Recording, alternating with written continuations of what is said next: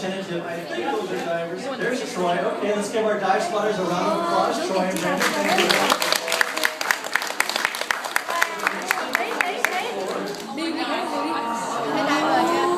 Is that Darth Vader noise? That's Chris breathing. That's always a good sign. Diver okay? That's okay. How are you, everybody? So, Chris, it looks like your safety diver Matthias is in. Can you explain what you guys are going to be doing for the first 10 minutes or so? Well, Matthias will be wrestling with what we call a white albino vacuum eel, and I'll be cleaning this nice acrylic right here so you guys have a crystal clear view of everything going on inside of this tank. Excellent.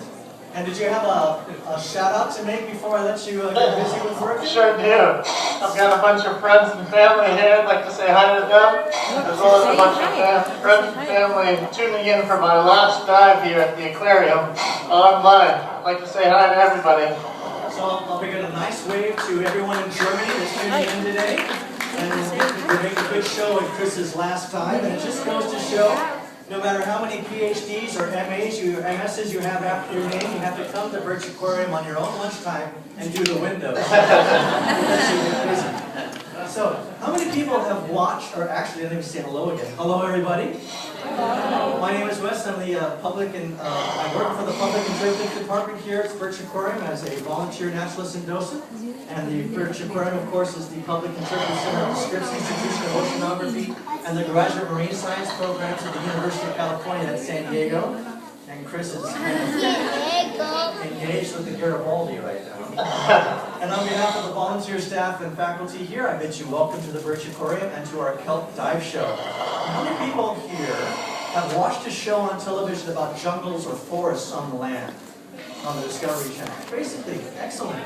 Well, basically what we're looking at is an underwater forest. And keep in mind that 7/10 of the Earth's surface is covered by the ocean. And like the land, we find lots of animals in jungles and forests. Not so many animals in, say, the high deserts or the mountains above the timberline. There are animals there, but not nearly as many animals as we find in jungles and forests. Well, the ocean is exactly the same way. We have vast regions of the ocean we call the pelagic zones. There are lots of animals there, but not nearly as many animals as we find in some really important micro-marine systems. One of those is the kelp forest. Can anyone else think of another system in the ocean that has a lot of animals? Coral reefs, absolutely right. So coral reefs and kelp forests make up two important marine microecosystems because they provide something that those pelagic areas don't provide, and that's habitat, an area for marine and large fish to come in a relatively safe area and have their young. So we're very lucky here off the coast of California because we have underwater forests. And the main tree or plant in our underwater forest is a marine algae or an aquatic plant. It's giant kelp. Its death by Latin name is Macrocystis porifera, but for the local people it's the sticky stuff on the beach after a storm covered by flies. But it's actually a very important plant in our underwater environment. And we divide it just like the forest on land into three very important zones. So the first zone we talk about this plant, about the giant kelp, is the root zone that we call the holdfast. The holdfast is found at the bottom, and like a root, or unlike a root you have at home where it has a main taproot and fibrous roots that are drawing moisture and nutrients from the soil, guess what the holdfast does? Just holds on to the rock. There's no taproots, there's nothing like that. It's just a bunch of fibers holding on to the rock. Providing a different point for that. I think Chris is wearing that cologne we told him not to wear it. But as scientists here at Scripps have found about 150 different animals that just call the holdfast area of the kelp their home. These guys are small, about 150 of them call the holdfast their home. Now immediately above the holdfast and going up to the top is the midwater range. That's where we find a lot of our schooling fish like the jack mackerel here, one of our famous wrasse family fish here, the sheep's head. Also blacksmith, all those fish are schooling fish, and they use that midwater zone for protection and habitat. And then at the very top of our forest, we have the forest canopy. And that's where we have our apex predator, our black sea bass, or giant sea bass.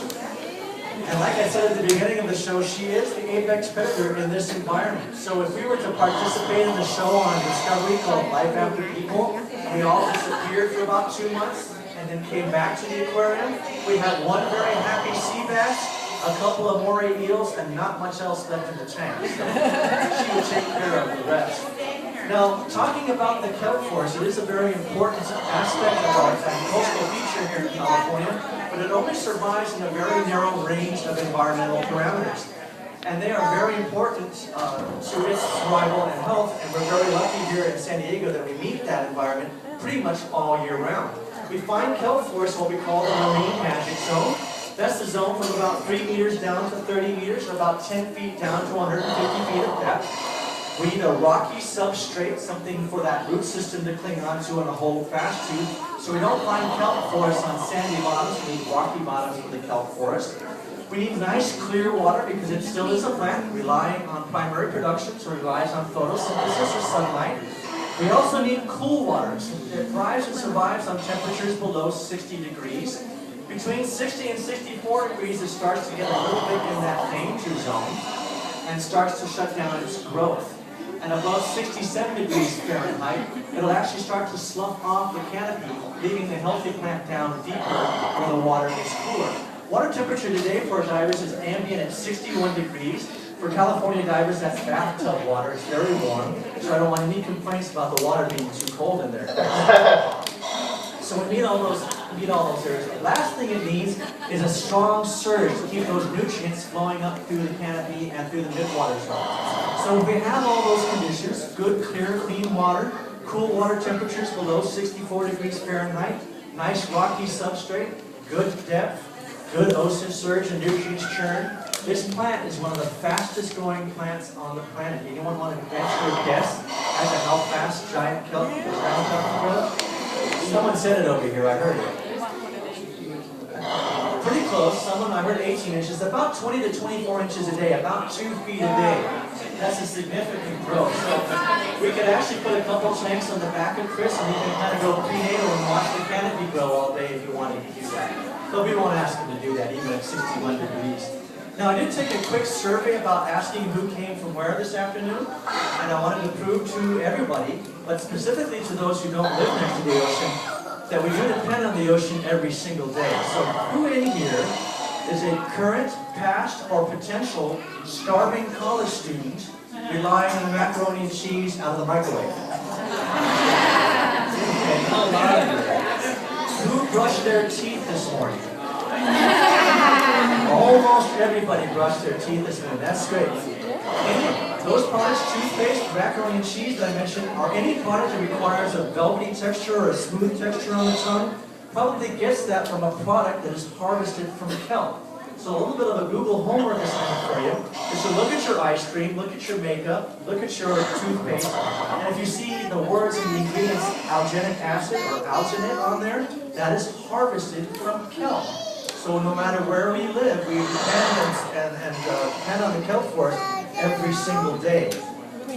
So Chris? Yep. We're almost at the halfway point. Okay. But did you have a favor to ask the audience before I give you the surface signal? Sure do. So the giant sea bass is a very picky eater. When she comes down close to me, off to the side, I don't have very good vision, but you guys can see her. If you see her coming down to come and swoop up some food, point to her so I know that she's coming down, okay? So